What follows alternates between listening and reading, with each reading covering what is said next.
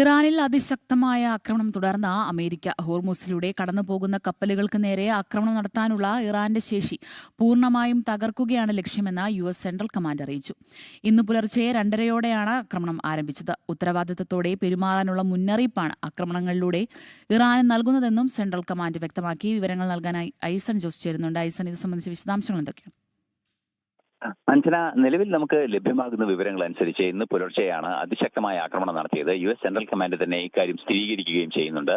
ഈ ആക്രമണം ലക്ഷ്യമിട്ടത് നേരത്തെ നമ്മൾ സൂചിപ്പിച്ചതുപോലെ മിസൈൽ സംവിധാനങ്ങളും അതുപോലെ തന്നെ ഈ ആക്രമണം നടത്തുന്നതിന് ഹോർമൂസിലൂടെ കടന്നു പോകുന്ന സിവിലിയൻ കപ്പലുകൾക്ക് നേരെ ആക്രമണം നടത്തുന്നതിനുള്ള ശേഷി പൂർണ്ണമായും ഇല്ലാതാക്കുക, അക്കാര്യത്തിൽ ആ മേഖലകളിൽ ദുർബലമായ സംവിധാനമാക്കി മാറ്റുക എന്ന കൃത്യമായ ലക്ഷ്യത്തോടെയാണ് തങ്ങളുടെ നീക്കങ്ങൾ എന്നാണ് ഇപ്പോൾ US സെൻട്രൽ കമാൻഡ് അറിയിച്ചിരിക്കുന്നത്. മറ്റൊരു നിർണായക പരാമർശം കൂടി US സെൻട്രൽ കമാൻഡിന്റെ ഭാഗത്തു നിന്നുണ്ടായിരിക്കുന്നത് കൂടുതൽ ഉത്തരവാദിത്വത്തോടെ പെരുമാറാൻ, അതായത് നേരത്തെ നമുക്കറിയാവുന്നതാണ് ഭാരതീയരായ നാവികർ ഉൾപ്പെടെ ഉള്ള ഒരു കപ്പലിന് നേരെയായിരുന്നു ഇന്നലെ ആക്രമണം നടന്നത്. ഒരു നാവികനെ കാണാതാവുകയും ചെയ്തു. അത്തരത്തിലുള്ള വിഷയങ്ങളെല്ലാം ഉണ്ടാകുമ്പോൾ ഇറസ്പോൺസിബിൾ ആയ ഒരു നീക്കം അല്ലെങ്കിൽ നിരുത്തരവാദപരമായ ഒരു നീക്കം ഇറാന്റെ ഭാഗത്തു നിന്നുണ്ടാകുന്നു. അത്തരം നിരുത്തരവാദപരമായ നീക്കങ്ങൾ ഒഴിവാക്കുന്നതിനുള്ള ഒരു മുന്നറിയിപ്പ് കൂടിയാണ് ശക്തമായ രീതിയിലുള്ള ആക്രമണം എന്നൊരു നിലപാടാണ് അറിയിച്ചിരിക്കുന്നത്. മാത്രമല്ല, മറ്റൊരു നിർണായക വിഷയം കൂടി ഉണ്ടായിരിക്കുന്നത് അടിയന്തരമായി ഈ വിഷയം ചർച്ചകളിലൂടെ, നയതന്ത്ര ചർച്ചകളിലൂടെ പരിഹാരം കാണണമെന്ന് UN സെക്രട്ടറി ജനറൽ ആന്റോണിയോ ഗുട്ടറസും ആവശ്യപ്പെട്ടിട്ടുണ്ട്.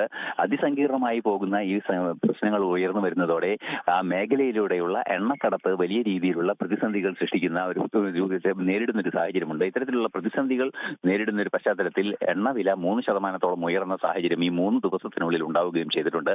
ഇത്തരം പ്രശ്നങ്ങളെല്ലാം തന്നെ അഭിസംബോധന ചെയ്യുന്നതിന് അടിയന്തര നയതന്ത്ര ഇടപെടലുകൾ ഉണ്ടാകണമെന്ന ഒരു നിലപാടാണ് UN secretary general Antonio Guterres അറിയിച്ചിരിക്കുന്നത്. അഞ്ജന. ശരി ഐസൺ.